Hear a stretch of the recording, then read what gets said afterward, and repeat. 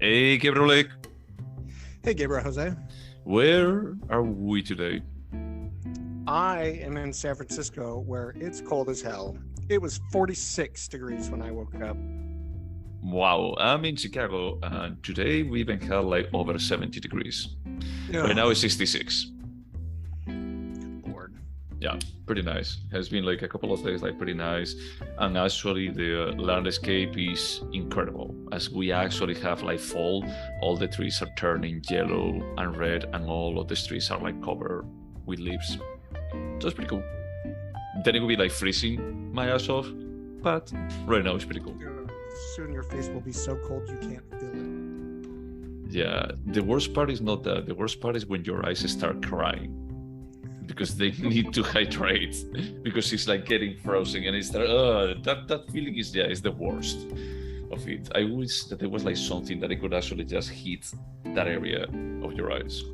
I don't think it happens anymore because of global warming, but when I was a kid in Idaho, like those tears would freeze on your face. Oh god, yeah. Okay. Yeah, not looking forward to that. Hopefully this lasts one more month. Hopefully. But in any case, talking about things that we wish that they last longer, even, what did we watch today? I am very excited about today. This was my pick. It's the new film taking the world by storm. It won Cate Blanchett the Best Actress Award at the Venice Film Festival. I would put money on the fact she's going to win Best Oscar for this, or Best Actress. Todd Field's first new film in 15 years, Tar.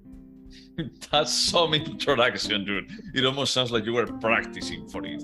But yeah, this was your pick. Why did you pick it? I picked this film because, we meet on Wednesdays, and I think that we had gone to, my husband and I had gone to see Tar the previous Saturday. It blew my mind, and I was really worried that you wouldn't like it, but I really, really wanted to hear what you thought about it, so I picked it. So you ended up watching it twice. I did, yes. So I saw it, like, let's say I saw it Saturday night, then the next Thursday I saw it a second time. So I spent over 5 hours watching Tar in 1 week. Yeah, because I wanted to actually highlight that it's a 2 hours 38 minutes movie. It's a very long movie. It certainly is. I'm not going to say if it's, if it feels light, if it feels like, like time flies away or not, but it's long. It's a long movie. But yes, this was their pick. Maybe I should summarize it. The movie follows the story of a conductor of the Berlin Philharmonica, the Berlin Symphony, I think. Was the same? I think it's the same thing, but yeah, the Okay. Berlin Philharmonic. Yeah. Berlin. Yeah, but she's from the United States. Her name is Linda Tarr, I think. So we know her as Lydia Tar. Lydia. Yeah. Okay, let's just leave it at that. Lydia Tarr. She's from the States. She had a good career, and she ended up in Berlin. She contacted like other places, and she actually established herself there. And the movie opens with an interview to her explaining that she's one of the most achieved like women conductor or conductor in general. She had to fight against like the very biased industry against women in the classical music for just like getting to this position. And now she's publishing a autobiography, I think, like called Tar on Tar, and also releasing, I don't understand the Mueller Symphony, whatever. I don't understand much of any of that. So for me, it was like, yeah, she's releasing like a symphony, like a recording by the Dutch gramophone. She specialized in Mahler. Yeah. And she had done Dutch gramophone recordings, all 9 of Mahler's symphonies, except the 5th, which is the most famous and most important. She wanted to complete the recording set by doing the 5th. It got canceled because of the pandemic, but now post-pandemic, she's doing the big live recording. Yeah.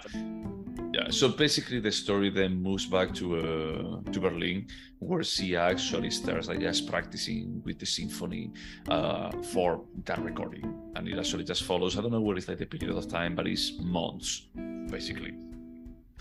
During the story, she is. There is like one former college. I mean, there are like multiple scenes. I don't know because it's like 2 hours and a half. I don't know like how much detail do we want to put into this. But basically, she starts being like the epicenter of some allegations of abuse of a previous college of her that she committed suicide. That she committed suicide. So it's a bit more about like just like, did she actually do something or not? We see that she also gets pretty close with a very talented cello player that she actually auditions, and pretty clear that she's biased. By the way, she's a lesbian. She lives with her wife or partner and daughter. I don't know that they ever actually say wife, but they're committed partners that have been together for years. They have a young daughter together. Correct. But it's like I at the beginning I thought that they were like wives. But as the story progressed, like what ended up happening is like it's a bit more of a they cannot be married for this to happen like this at this point. So, what did you say something? Interesting, like the custody thing towards the end. Yeah. Oh, I had questions about that scene. Yeah, because and besides that thing that actually the little girl calls her by her name. Yeah. She doesn't call her mom. Yeah, that is weird for a 6-year-old or a 7-year-old. I don't know. In any case, the story just basically follows her life, follows how she starts getting like more and more infatuated with this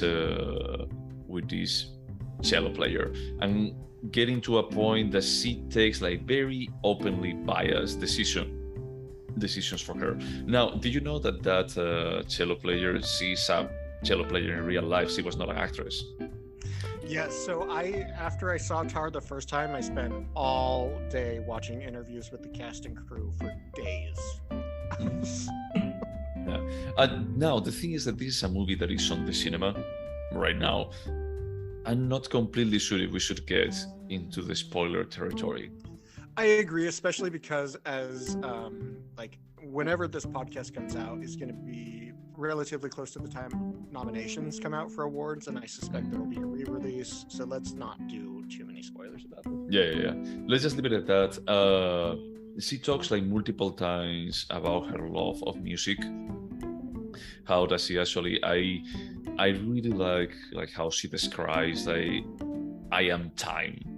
Like describing about like, is that the only thing that they do is like just being a human metronome, but there is like way more nuance to that. A piece can actually come, like change completely if one person or a different one contacts it. It's going to be a different tonality depending on how you apply time for it. So I'm basically time when I'm on the stage. There is literally, like, you can see her narcissism comes down. Beethoven's Fifth, for instance, it starts on a silent downbeat. Nobody can start that silent downbeat but the conductor, so you can't do anything without me, is basically what she says, and you're like, whoa. Yeah, she's playing God. Out just there. Yeah, she basically looks at herself as a goddess, basically. Yeah. So, anything else that I should highlight that it wouldn't go into spoiler territory? Oh, one thing. Just say that. Sorry, I was going to say like one thing. There is like a lot of musical references. At the beginning, I was thinking like, they're like just making up names on the fly. No, they're all real. It's like my boyfriend is like really into classical music and contemporary classical music and directors. And he was telling me that, that's the reason why they're mentioning this specific director, like one from the Met. Is that, because there was this polemic, that he was like one of the best directors in the world, and she got like basically outed, of the Met because several cases of harassment came out. So yeah, like all of the music they talk about is real. In the movie, Lydia was mentored by Leonard Bernstein, which is one of the most celebrated conductors of all time, and they quote real quotes by him. And early on in the film, she actually does a guest lecture at Juilliard, where she dives deep into music, and I just had a classical music nerd erection the entire time. I was so compelled by the way the script was written. It's just stunning. We'll go with that. So now, one thing that I wanted to just mention is that there is the only music that you hear on the movie is like the music that they play, or if they are playing like a, like a CD or a player. But I don't remember right now from Field Theory, but there are like two types of music, like the one that is happening that the characters can listen to, that is playing for them, and the one that is like soundtrack. So that is off from what the characters are hearing. There is no soundtrack that is not playing for them on the screen.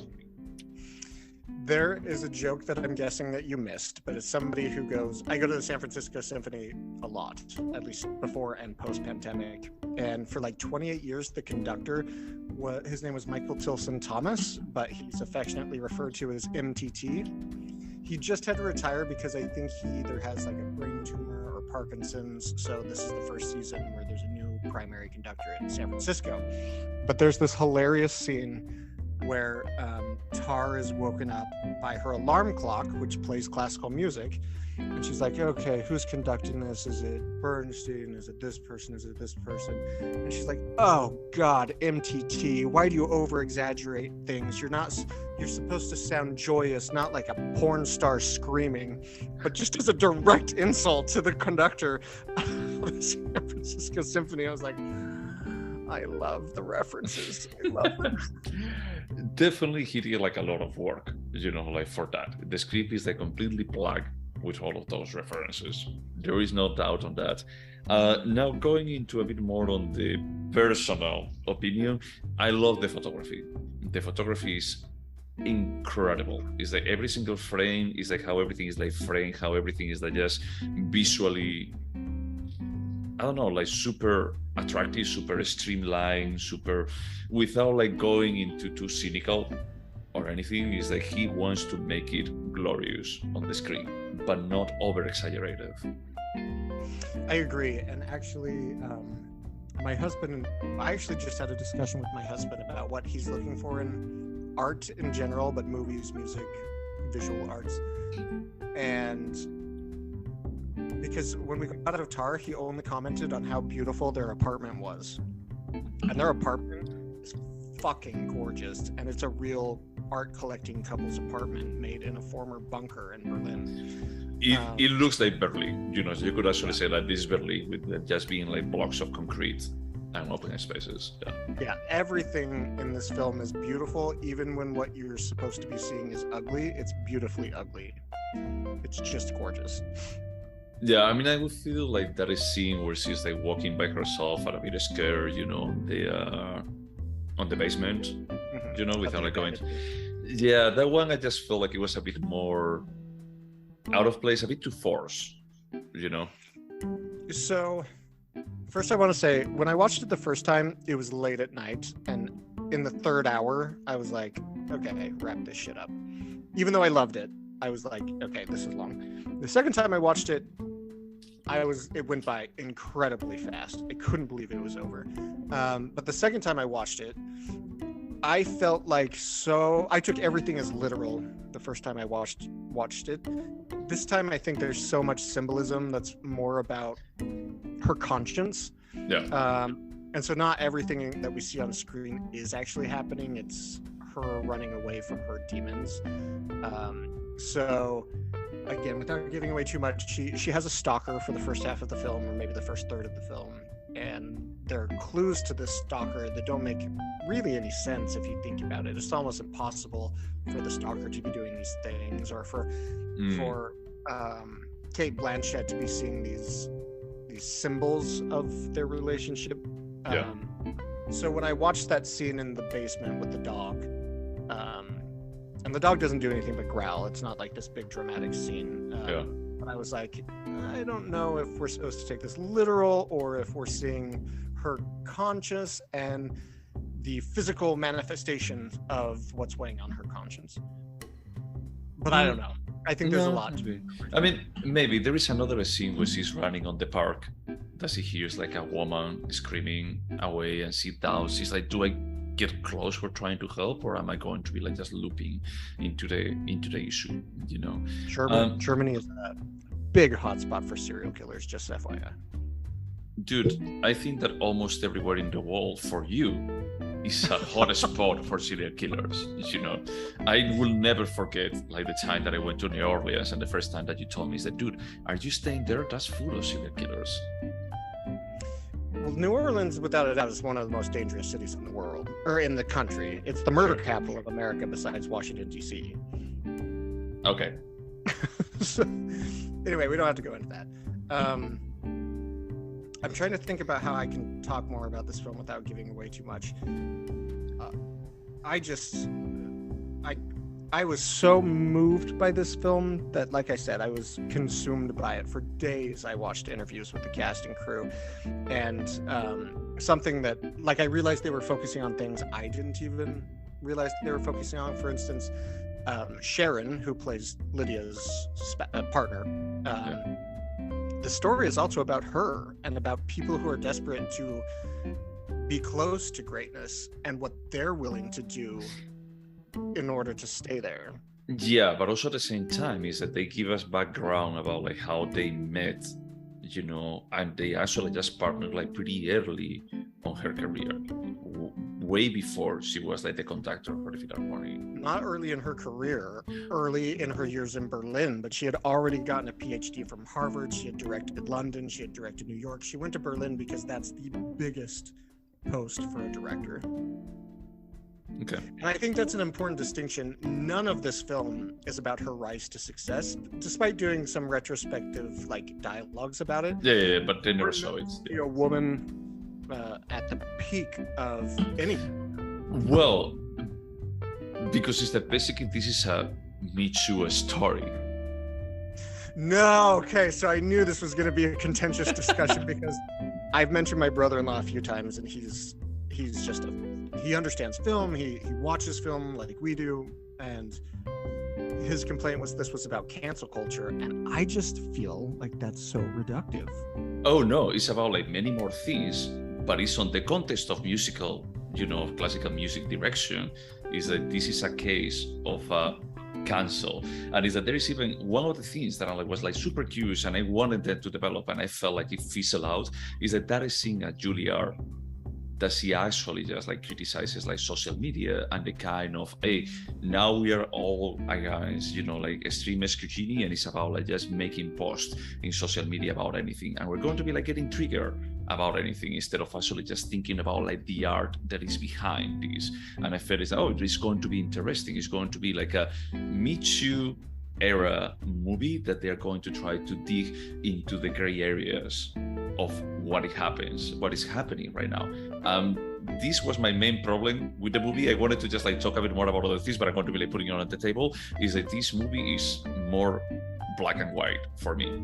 Is that I didn't connect with Tar as a character in any kind of way. She's talented, but as a human being, she's not good. That's a judgment that you're casting, which is fine. Yeah. I don't want to give my own judgment because I don't want to give away the film. The film itself casts no judgment on anybody. It's a pretty objective like portrayal of all the characters, good or all the good stuff and the bad stuff, in my opinion. But let me ask you this, because my husband and I actually got into an argument about this. Would you consider what happened to Harvey Weinstein a cancellation? I mean, not really a cancellation, because it was like the first big one that it happened. It's like basically when all of the lawsuits started like just piling up and coming to light, it's like there is no way that you're going to be like signing anyone at any point. So for me, this movie isn't about cancel culture, because in my mind, and I could have an incorrect definition about it, cancel culture is for like YouTubers who made inappropriate jokes 10 years ago when somebody dug them up, and then everybody gangs up on them and just cancels them for one small mistake. I don't agree with that. I mean, I think that the cancel culture is, for example, like what happened with James Gunn for a while on Disney that he made like a joke that it was inappropriate like 15 years ago on Twitter. It was the gap. People started complaining, and Disney actually says like, we're not going to be like hiring you anymore. Who is this?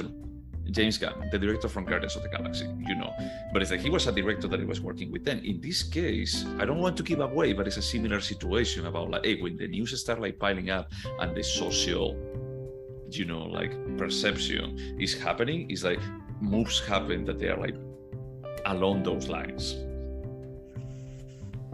I mean, if you look at it that way, then yes, this is partly about cancel culture. In my mind, it's more complex than that, and I heard you say that this film was black and white for you. Yeah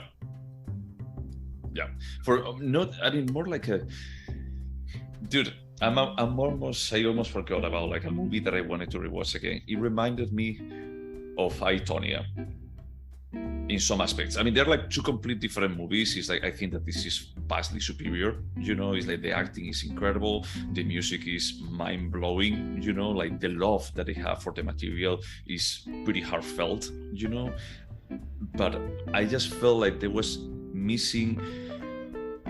I didn't leave the movie like just thinking or just like trying to question anything from my perspective of anything else. With I, Tonya, I had like the same feeling about like the story is good, the acting is good, there is no problem with the script inherently, but it's like I just leave watching this movie feeling that you could have pushed for more critique, for pushing for a bit more of a nuance in about like what you are presenting, for just delivering a larger message. That for me in Antonia, it was a bit more, it's like criticize America as a whole and their need for things to be perfect, and in this case I just felt it's like she's making some comments about like social media and about like how this is actually like damaging like real art and how we cannot see past the author, past the person for seeing the art that is behind.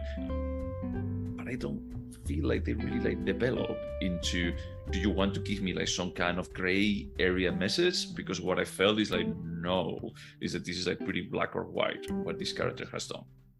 So I must have missed what she said about social media.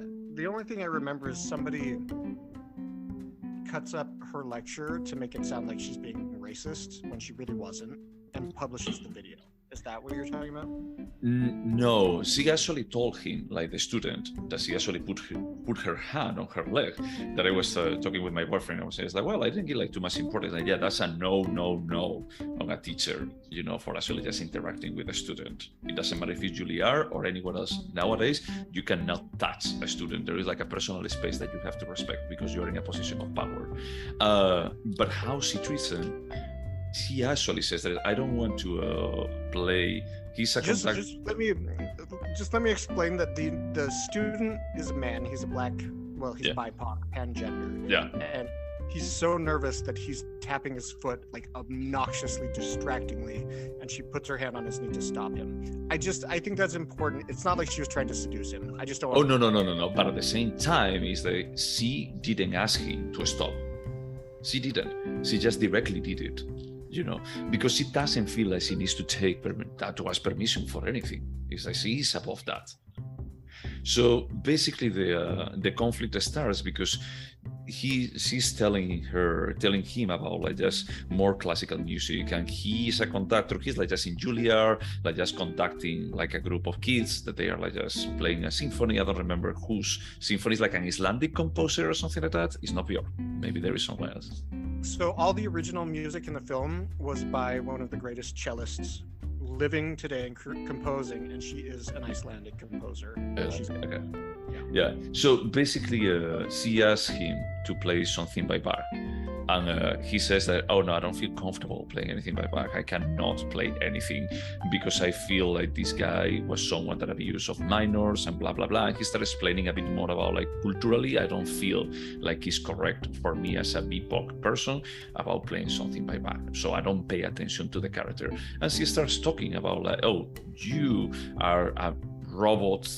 I don't know exactly what is like the expression that he uses, but he uses like twice or three times about like you have been brainwashed by social media and you're under the impression that you cannot separate what is the talent, what is the art that it was produced from the human that it actually did it, and it's like one thing doesn't erase the greatness of the other.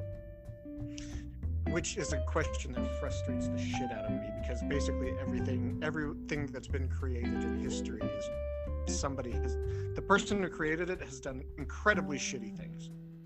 Almost everyone, yeah.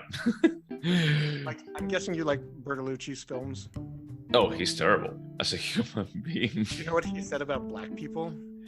I don't remember. He had like one. Yeah. You can put a wristwatch on a monkey, that doesn't make it human. Yeah. But how can we not watch Bertolucci films? Well, I told you that we're going to be watching Polanski. We're not going to moving forward? No. I mean, we haven't watched on the podcast. You can watch whatever you want. But I'm not going. It was Polanski? No. We actually checked. Did you go back and check it? Because I got the feeling that a couple of weeks ago. No, but we had this discussion, and maybe I'm wrong. No, you're right. It's Polanski. It's Polanski. No, what I confused was that The Exorcist was Polanski when it was Rosemary's Baby. Yeah. From more or less the same. Right?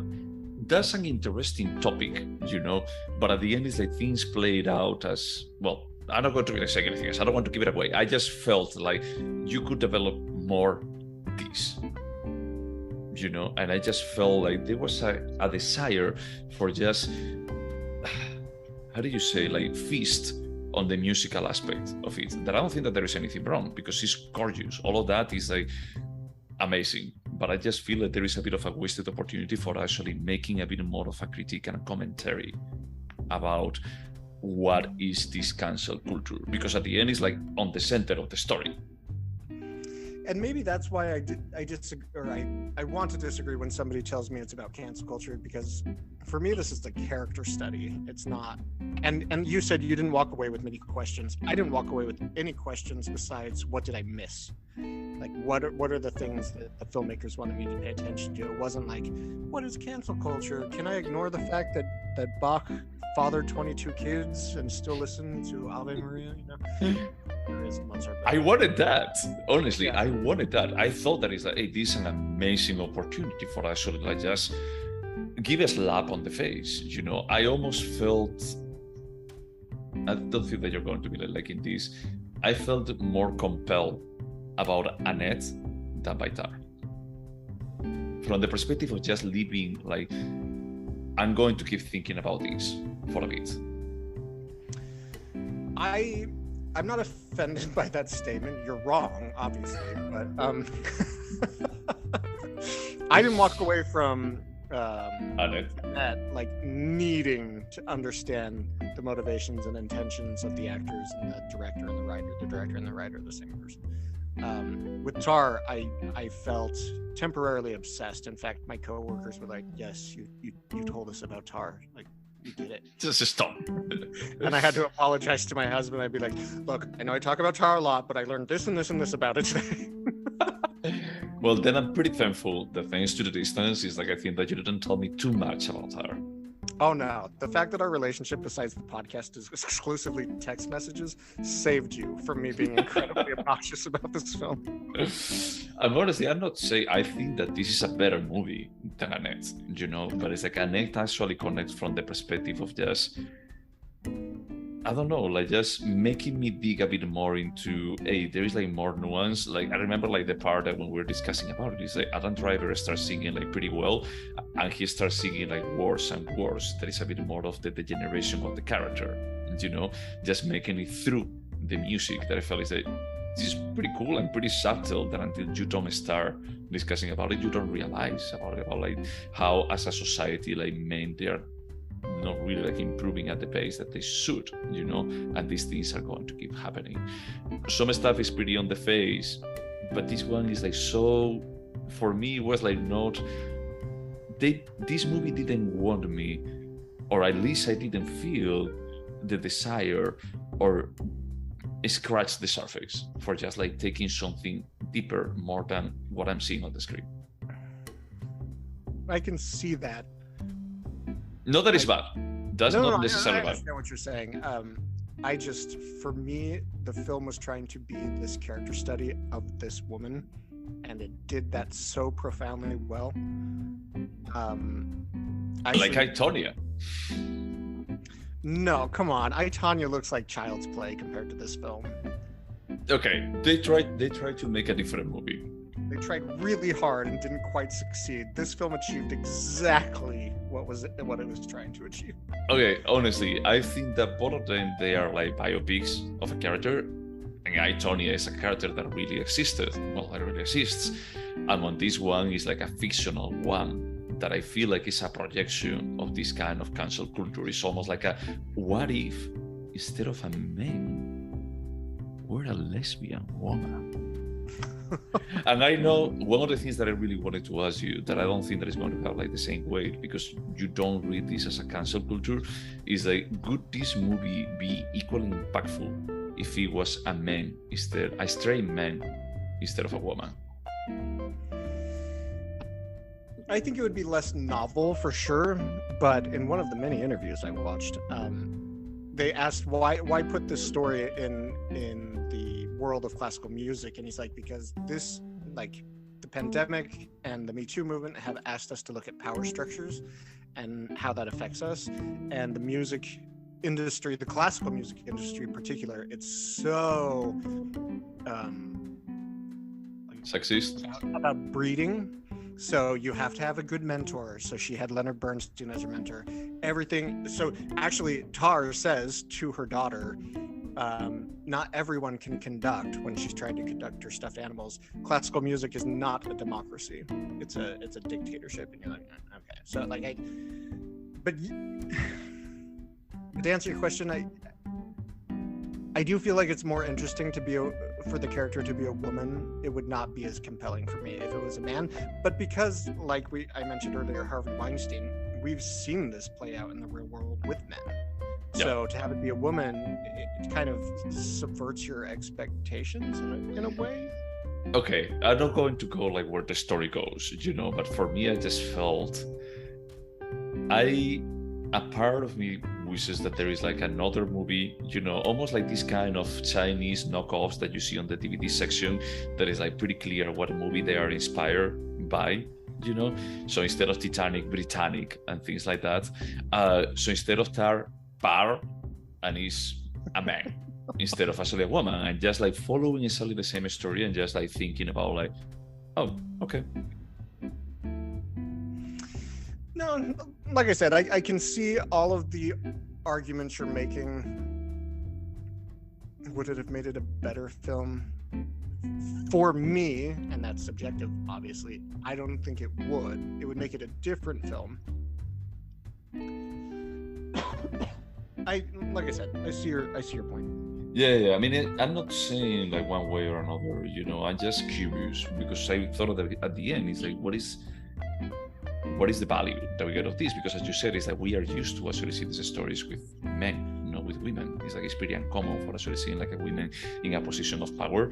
And basically, Tar is like one of the most powerful women in classical music. So let me ask you this, just in general, not about Tar. Do you value a film more if you walk away with questions that you ponder, or? Yes. If it actually gives me like food for thought, if I'm going to keep like thinking about it, is that I feel that actually the message landed. It just I connected with what is the topic in there. So I definitely value when a film makes me ask questions or makes me think about myself differently or about the world differently. But I also value films where I feel like, holy shit, I just had an experience. Like I experienced something and I walked out of that theater literally thinking, I forgot this is why I love movies so much. No, that's fair. I mean, for me, it's like I can appreciate that too, but it's like for me also, it's part of that experience is when I actually feel like 3 hours after watching a movie and I'm still thinking about it, like vividly thinking about it and just asking and trying to connect things, not only like connect things as a David Lynch movie, but also like connecting things about like, what does it tell about myself? How do I actually like just project myself and this movie, how they actually connect together, or how the society connects with that vision that is like being displayed here. That is funny because I'm not a fan of documentaries, but it's like when a movie can present a message in a way that makes me think about reality, I think that is a way of actually elevating cinema. And I'm not saying that I don't appreciate experiences, because we talked pretty recently about In the Mood for Love. And In the Mood for Love, I don't think that it's going to be like changing anyone's life or way that they look at life, but it's a magical experience watching it. Yeah, that's a really good comparison. Yeah. On this one, I didn't get there, because I felt a bit too heavy-handed about like what the script was trying to do, and I felt like it was like so black or white that I felt it's like, dude, if it was nuanced, dude, you could do like even more. You would really use the adjective heavy-handed to describe this film? I feel like what the story does, and I'm not going to get into spoiler territory, because I would say that the ending, it was like, yes, I get it. Like the last part is that, yes, I get it. So the only scene, and I won't give details, that didn't quite hit the right notes for me, that was a music metaphor, was the very, very final like 30 seconds. I was like, there had to have a better way to end this film. But it's a minor complaint after 2 hours and 40 minutes of greatness. So yeah. I mean, I won't give it away. I mean, for me, it's like, I get it. It's like, it makes sense, and it's like given like what you have been like displaying about the story, it makes sense like ending here.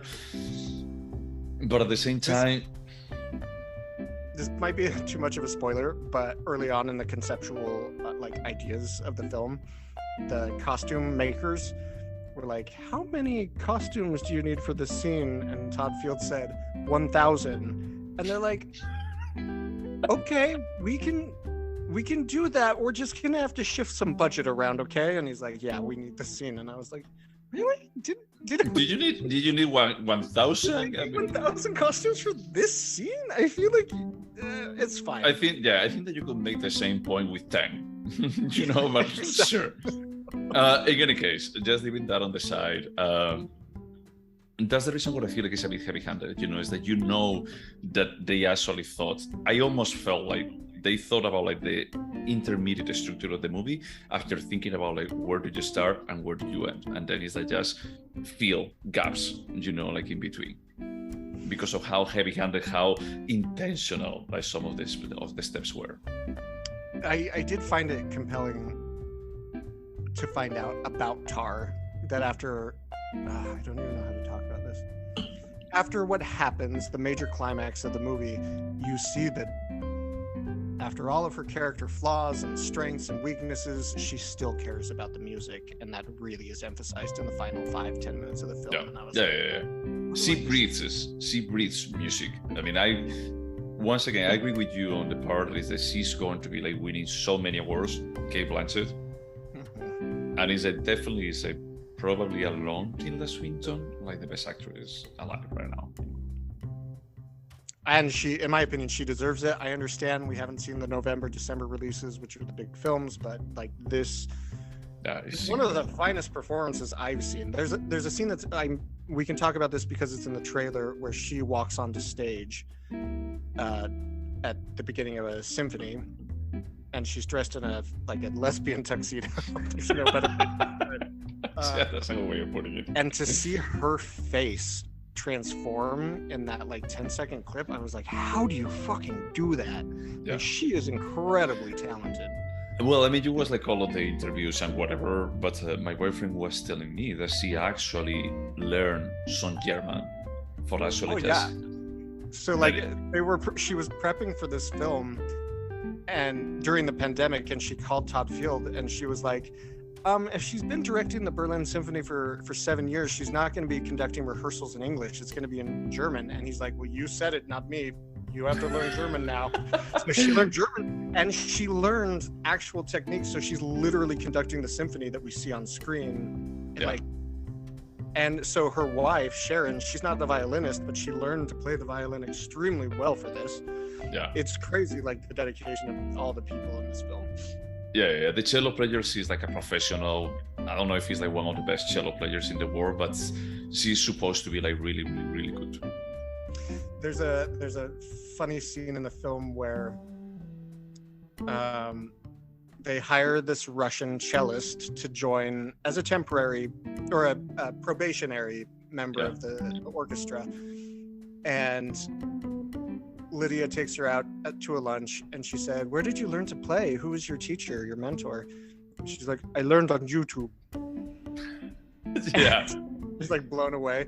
So the actual actress that plays that cellist, she's actually from Northern England, and she's in a conservatory. And she came in and did her audition, and they said, "Wow, are you Russian?" And she switched to her British accent, and they're like, "Are you an actress?" And she's like, "No." And they're like, "Where did you learn your Russian accent? It's amazing." And she said, "YouTube." So they put that into the film because she learned to act on YouTube. Yeah, that's hilarious. That's hilarious. Honestly, I agree. This is like one of the best movies of this year. Honestly, I think that this left me like curious. We was little children, and this one, and he only has 3 movies in a career of how many years? 20. Yep. It's mind blowing to me. So I was like just pretty impressed. I was not mind blown, but it was a bold movie. It's like that's the only thing that I brought to you, afterwards that I felt. It's like all the music, how it's portrayed on the screen, the love and the care for the art. I don't think that I've seen like so many movies that they show that level of commitment to music.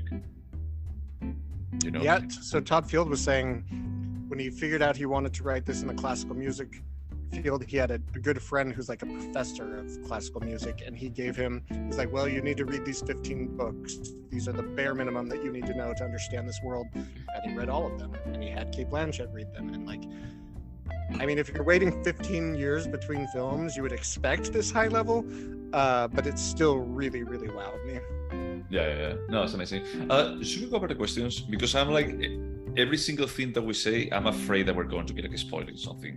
Yeah, let's end this. Yeah, and I think that we didn't even talk about Francesca, like the administrative that is like just following her the whole time.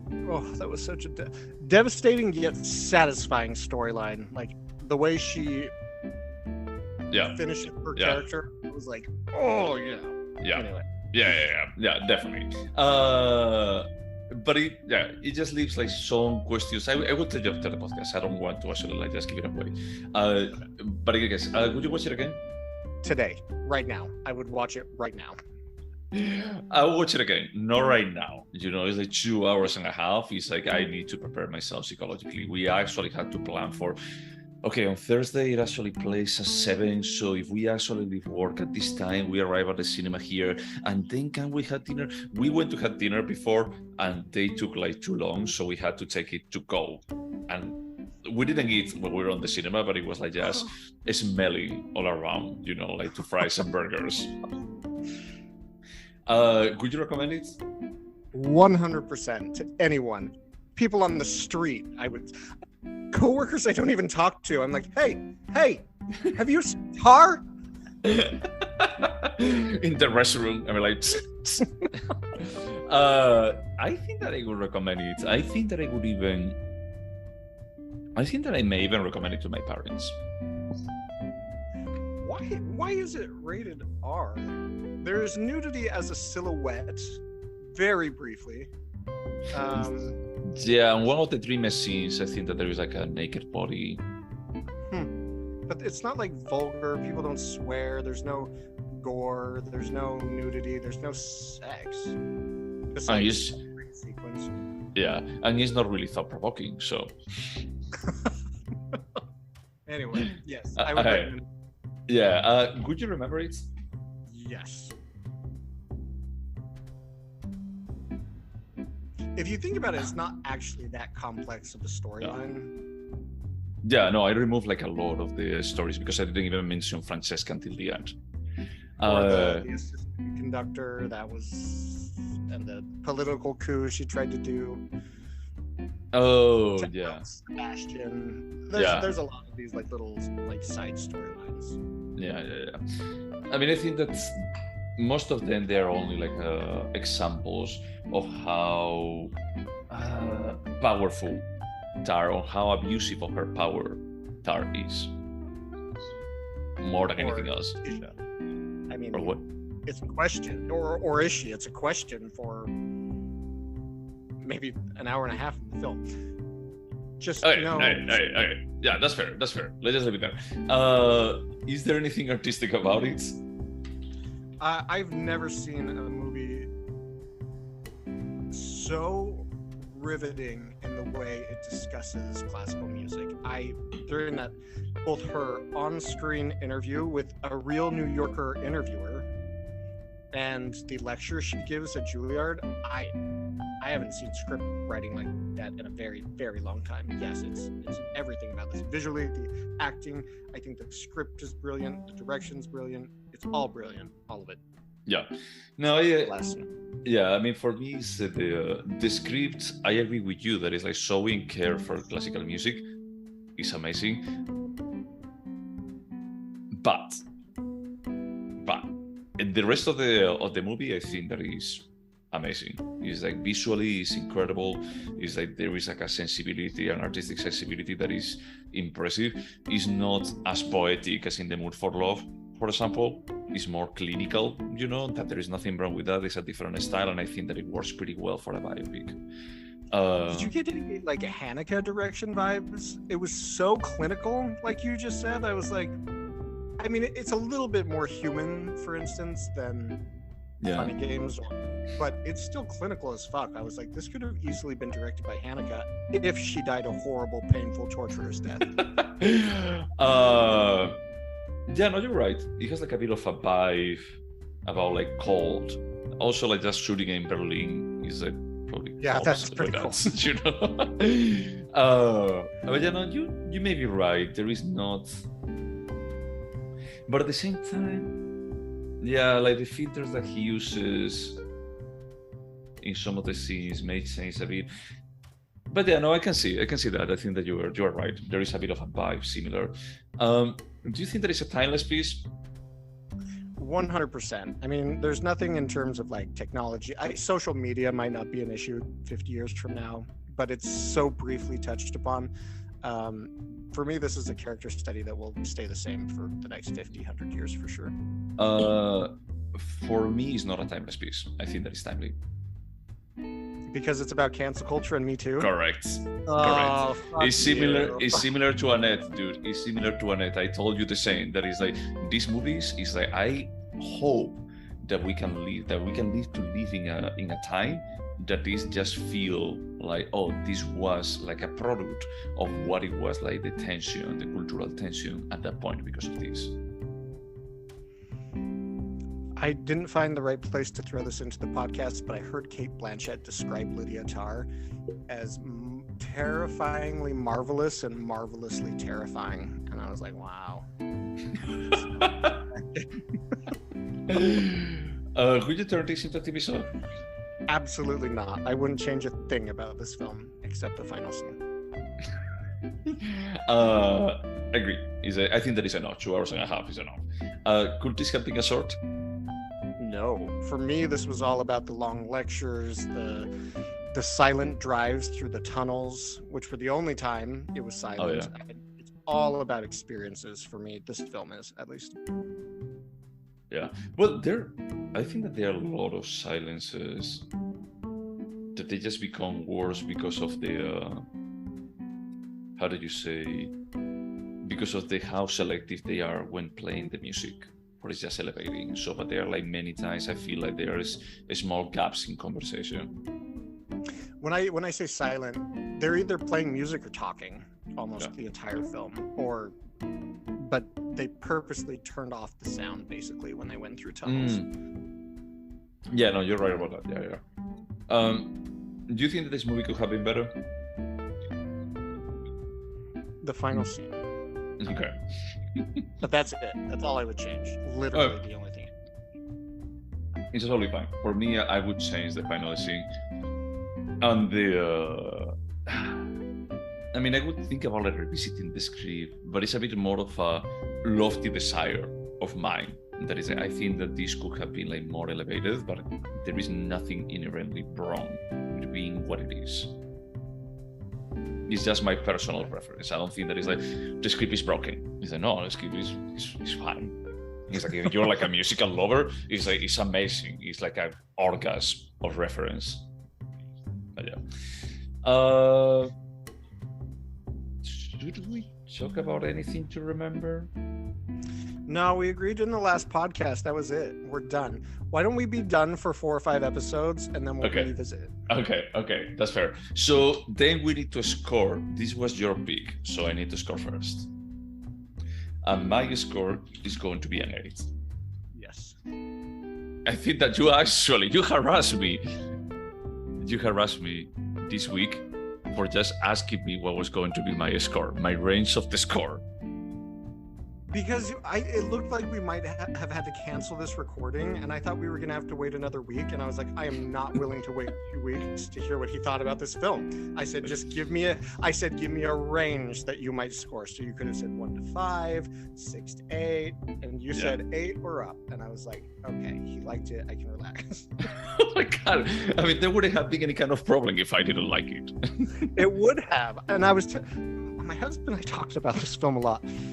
I told him that it's hard for me to share things that I feel art that I feel deeply about, because if the person that I also care about their opinion doesn't like it, it feels like a personal rejection. Which is why I don't play Bjork for anyone, because I love Bjork so deeply, and if someone says this is stupid, I'm like, fuck you, we're not friends. Okay, that's fair. What I told my boyfriend after we finished watching is like, this is a really good movie.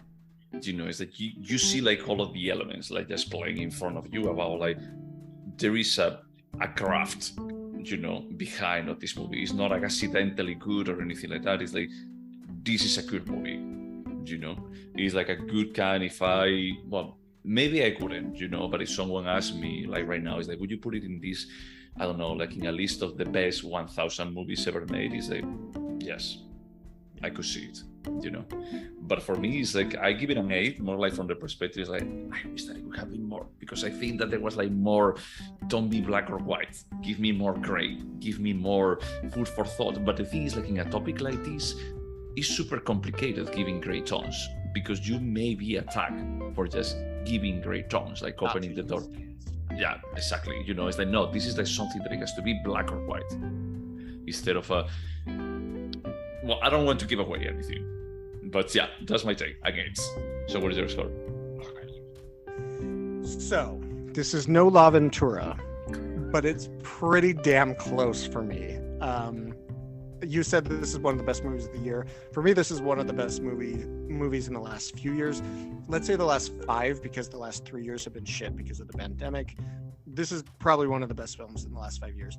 It would have gotten a 9.5 for me, except I just feel like he missed an opportunity to end on some really powerful, like kick you in the stomach, like sensational end scene. And for me, it was so off the rest of the film that I was like, no. But it 1,000 costumes, dude. I mean, like you said, there's a craft to this film. It's not an accident. Like, and that scene is exactly what it wants to be. So anyway, that loses half a point for the film, so this gets a 9 for me. Okay, sure. Do they want to talk about that scene after we're done with this recording? But now this is actually like a good kind of point to actually stop about the movie, because I feel like we'll be like just giving up, you know, like more about like the movie. It has like quite a bit of twists. I don't think that it's like, I mean, it can be like a bit of a thriller kind of thing, but I never felt like a David Fincher roller coaster kind of feeling. It played out in a very, I would say it's a psychological thriller. So there's not like car chases or like violence or physical danger, but it's definitely like, what the fuck is going on? Who's good? Who's bad? And it's tense. The film is tense. At least for me, it was. No, that's fair. So I would recommend, as you said, is that probably this is going to be re-release. Is that it's going to have like 15 nominations to the Oscars. It's going to be like one of the big ones of this year, and that usually triggers like releasing it again. So if people haven't seen it at this point, I really recommend watching it. Is that there are not so many, and I think that is like one of these movies that, yeah, you could watch it on a streaming platform, but having like good quality audio, you know, on a cinema and the large screen, you know, like for all the symphony scenes. I think that is like a visual spectacle without special effects. Which is why I went and saw it Thursday at 5:15 last Thursday, because it was the last showing in San Francisco. I mean, I'm sure it's at some second-run theater, but I was like, no, I need the big screen. I need the sound system for this.